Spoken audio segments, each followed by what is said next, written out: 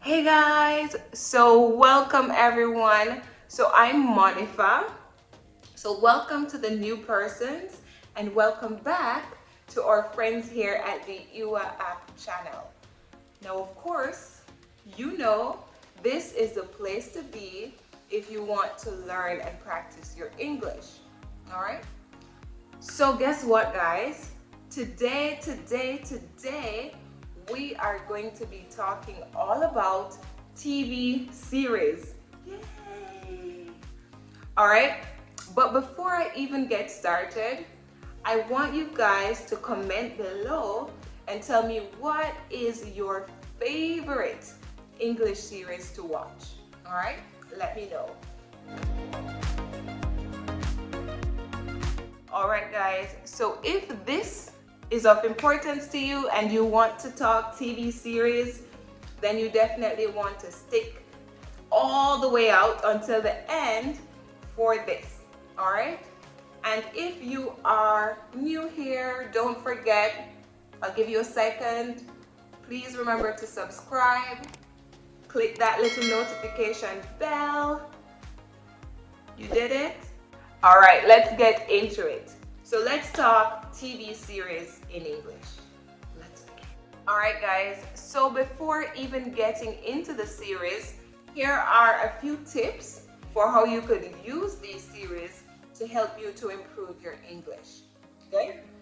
For example, first things first. If you are, for example, a beginner, you don't want to take on like a 3-hour English movie. I would really recommend like a sitcom or something that's maybe about 30 minutes long.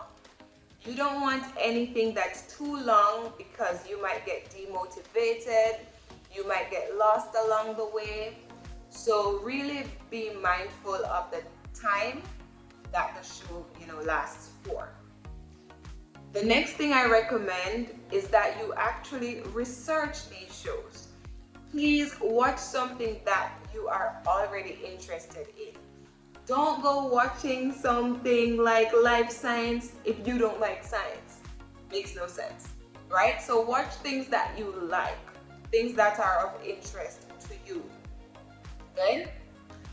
Now my next tip, this one really depends on if you are just practicing English for fun or if you're really studying. So if you're just practicing, then I would really suggest that you just watch the full show. So watch it from the start to the end. Make notes of like the new words, new vocabulary, new phrases. Have a book close by and make those notes. But just watch the show. But if you are watching the show and studying, then I suggest you pause along the way. So you pause if you hear a new word, you pause, you research, all of that. And here's my recommendation for your new words and new phrases, practice them. So find out what the meaning of the word is, find out the different parts of speech it might have, practice making sentences with them, all of that. Practice how to spell these words, and it really helps with your vocabulary. All right? So my next tip, guys, is to maybe use an app.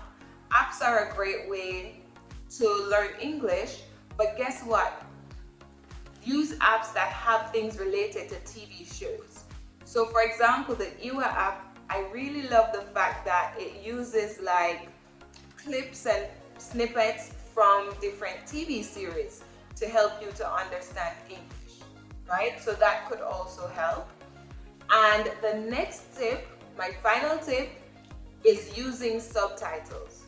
Why? Of course, English subtitles, but this is the best thing you could do because it helps all areas. So here's what you do. 1, you watch the series without the subtitle. This is to challenge yourself and see what you know. Then you watch it with the subtitle, just to see how much you got from it. And while you're watching it with the subtitle, you could read along with the subtitle. So you read it, It helps with your fluency, it helps with your pronunciations, and it helps with your grammar. All right? So those guys are my tips.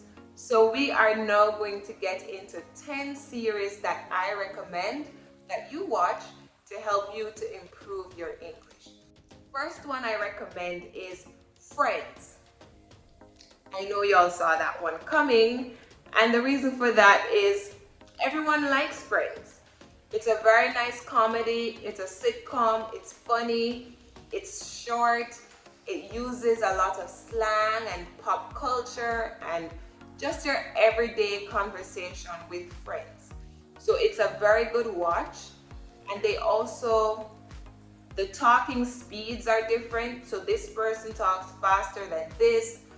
So it helps you to really work on understanding, different speeds as people speak. So Friends is a recommendation. So we'll see you guys tomorrow. The second one is Stranger Things. Now the reason why I recommend Stranger Things is because it has a lot of kids in there. And when kids speak English, it's a little slower, it's easier to understand, it's basic English, not a lot of slangs and all of that at once. So it's very good as you are learning. So Stranger Things. Oh, well, that's nice. And the next one is, number 3, is Modern Family. Another great one. Modern Family is good because, again, it has a lot of children, but what stands out more is that Modern Family has someone in there who is a Spanish speaker who is learning English. So as she speaks, her English is not so good. So what happens is that they have to be making corrections and helping her and guiding her throughout the show. So I think that is also really great to help you, to improve. Because you might hear her make mistakes that you might make, right? So that's 3.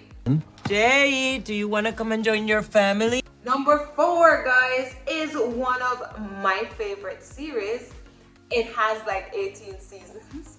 It's called Grey's Anatomy. Now this one, it really includes everyday life situations, but it is a medical series. But I love it. And here's why I think it would be good for your English. It's because I can guarantee you that you will learn a lot. I have learned a lot from it in terms of vocabulary, mainly vocabulary. But it's very good for you as you are working on your English. And if you are in the medical field, it's even better, right? Because then you will hear about things that doctors discuss, that nurses talk about. So Grey's Anatomy is a very good one. It also talks about relationships, everyday life, bad situations, good situations. My favorite, hands down. All right, so that's number 4. It sounds like fun out here. Yeah. So the 5th one I recommend, guys, is The Big Bang Theory. Do you know that one? Big Bang Theory is another great series, more around the scientist stuff, but still very good. Every day, boy meets girl, boy is a nerd kind of situation. But it's very nice. It's funny if you like to laugh. And some of the jokes are very, you have to really understand English to get the jokes.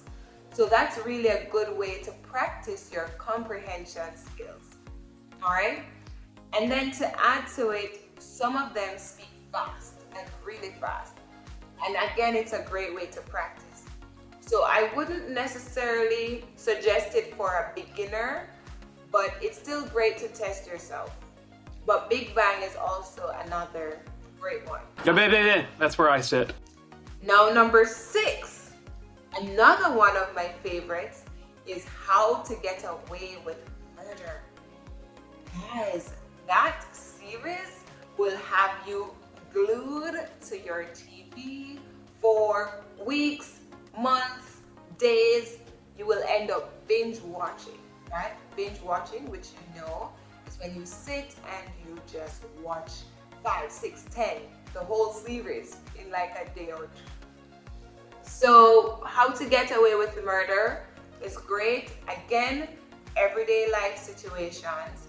But what stands out is it has a lot to do with law, government, rules, regulation. So you'll hear a lot of grammar, vocabulary related to that. Their speaking speed is good, and I think it's a really great series that can help you with your English. Number 7, guys, is Jane the Virgin. That's another great series. Why? It's like a drama thing. It's like girl gets pregnant by accident and she's a virgin. So it's a very interesting concept. And it's really good to help you to also, work on your English, both with grammar and vocabulary. You will also hear slangs in there too. So it's a very good mix. And it has a little bit of everything. So it's really a good option if you want to just chill and relax and practice your English. This, however, is a 1-hour series. Good, but it's still good. Now, number 8 is a series. It's not really showing on TV anymore. It's called Lost, but you could still find it all over. It's a great series to help you to practice, read along with the subtitles. It's like a plane crash situation, but it's really good, and it has a lot. As much as it's just people stranded at sea or on an island, it has so much drama. You would wonder, how could they have so many series of this? But yes, it's good. All right. What, am I boring you? Now, number 9, guys, is one that's close to my heart. It's Glee. Now, honestly, I don't usually like watching things with a lot of singing, but Glee is the perfect mix. It's your everyday life, school setting, but they also sing a lot. And the songs are, everything of course is in English.